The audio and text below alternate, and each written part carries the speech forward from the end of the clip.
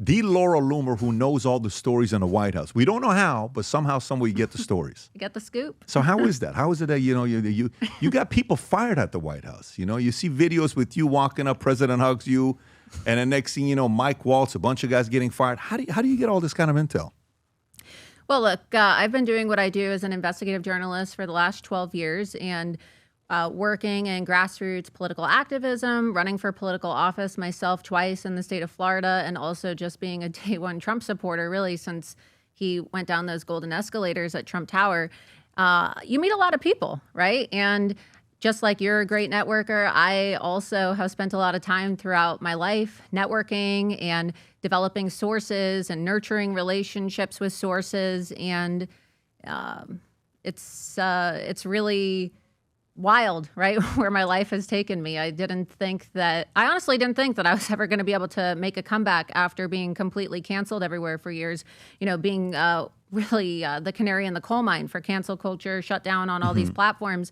But it's been a whole new lease on life since Elon Musk gave me back my X account in 2022. Everybody else gave it back as well, meaning Facebook, Instagram, Uber, Lyft. You're back with everybody? No, not everybody, just Elon.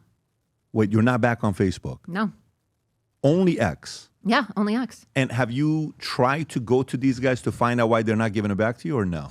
Yeah, I've had conversations with their consultants, and they hired a bunch of GOP consultants. Facebook did after Zuckerberg had his makeover, now he's a cool guy, right? All of a sudden he's MAGA. He took the tampons out of the boys' bathrooms at Meta, so he thinks that all of a sudden we're going to forgive him for years of censorship and election interference. But no, they never gave me back my account. And when they said that they were going to lift all the censorship, I wanted to test it. So I went and I created an Instagram account just to kind of test the boundaries. But, and I've gotten a few thousand followers since I created this new account 2 months ago.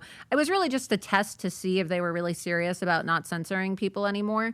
But I wish I had my old account back. I had a massive account. So is this account still on? Like they're not bothering you with this new account? I don't really post on it much. I just use it for research when I'm investigating people and looking into people and breaking stories, but so far so good. So the idea of getting people to trust you with intel, okay, that's a skill set. Now, I think you worked with Project Veritas and you worked with InfoWars. I worked for Project Veritas, so I went to college in Miami, Florida, and ended up they actually paid me to quit my job. So I was working for a Fox News affiliate called Channel 7 News in Miami, Florida when I was in college. So I went to school full-time and I also worked full-time. So I was taking 21 credits a week and also working 40 hours a week at the news station. And what year is this? This is 15? This was in 2014. Okay, 14. And then ultimately, when I was studying broadcast journalism and political science, I was the president of the College Republicans at Barry University in Miami.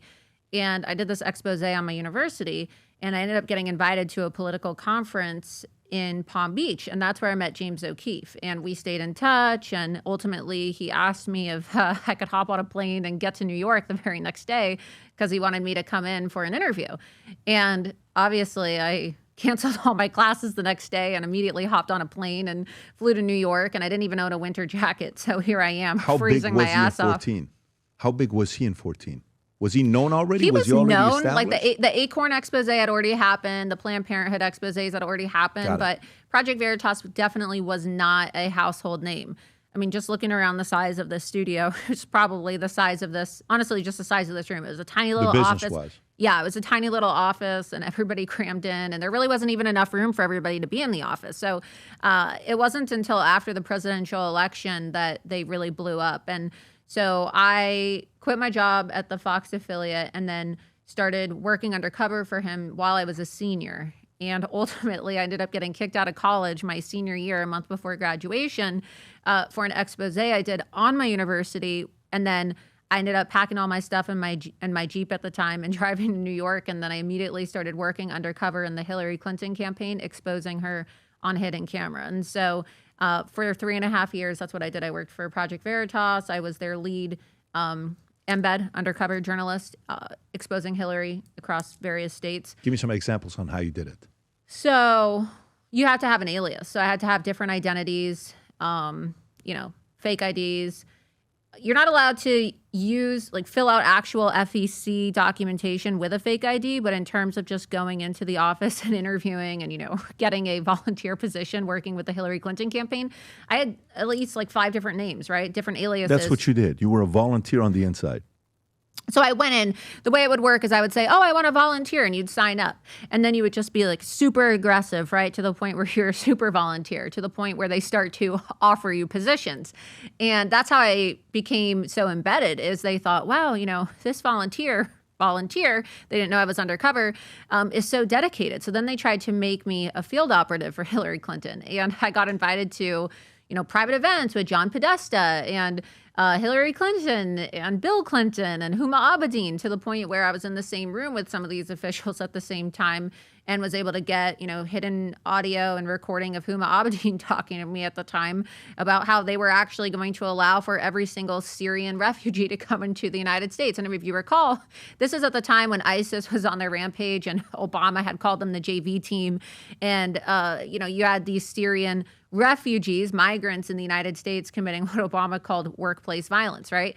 And so this was one of the top 3 issues, was who was going to crack down on the Syrian invasion into our country. And I was able to get a hidden audio recording of Huma Abedin when I spoke with her at a private Hillary Clinton fundraiser. And it was actually mentioned by President Trump at the debate between himself and Hillary Clinton. So it exposed her as a liar about her immigration policy. We exposed them saying things like beg for forgiveness instead of asking for permission when registering illegal aliens to vote. We caught a lot of things on camera. I got one of the election supervisors in Manhattan on camera admitting that the Democrats bus people in Chinese and Islamic and Hispanic neighborhoods so that they can commit voter fraud. And a lot of this stuff was, front page news. It dominated the news cycle. What kind of background check did they do on you? What kind of, are they doing any vetting, references? They didn't do any vetting. They didn't. It was shocking. This is a presidential campaign. Presidential campaign. No vetting. I mean, if they did vetting, then we would have never been able to get that close to Hillary Clinton with a hidden camera. Well, yeah. And were you ever in the same room with Hillary or no? Oh, yeah. What was she like? I mean, just very fake, right? Just kind of cold, fake. I was in the room with her advisors and her staff for the most part, right? With Huma Abedin, and I was in a room with John Podesta once. I mean, Hillary's just very cold, even to her own staff. She's not very friendly. Those people that kind of smile and, oh, hi, how's it going? And then they just hate it. And they're like, oh, get me the hell out of here. Like that. Yeah. Not very happy to see her supporters. What was Bill like? He's actually very personable. I hate to admit that because, he's such a horrible person. But he actually is charismatic. It's kind of hard not to like him if you're in the same room with him.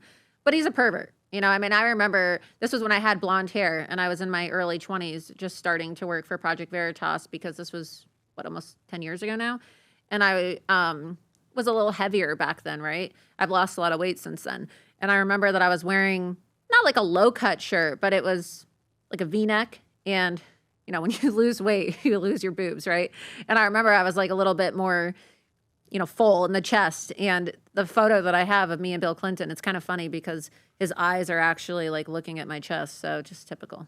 He's very focused. He's a very focused guy. Very when focused. he sees things he wants, his eyes go straight to it. It's a funny photo. I have it filmed in my studio, but is that online or no? Is there a picture of? It should be. I mean, it may. I don't know, because a lot of this stuff was on my social media before I got canceled everywhere. But it might be. I think there was like a Daily Mail article that did a story on me when I was running for Congress a couple years ago, and there was a photo. Interesting. Hey everybody, Laura Loomer here. I'm so excited to finally announce that I've joined Minect. So please be sure that you connect with me on Minect. I can't wait to chat with you, whether it be about politics, investigative journalism, or if you just want to talk to me about your furry friends and how you too can get involved in my passion of animal rescue. Whatever it is, I can't wait for you to connect with me on Minect. So be sure that you contact me today. If you enjoyed this video, you want to watch more videos like this, click here. And if you want to watch the entire podcast, click here.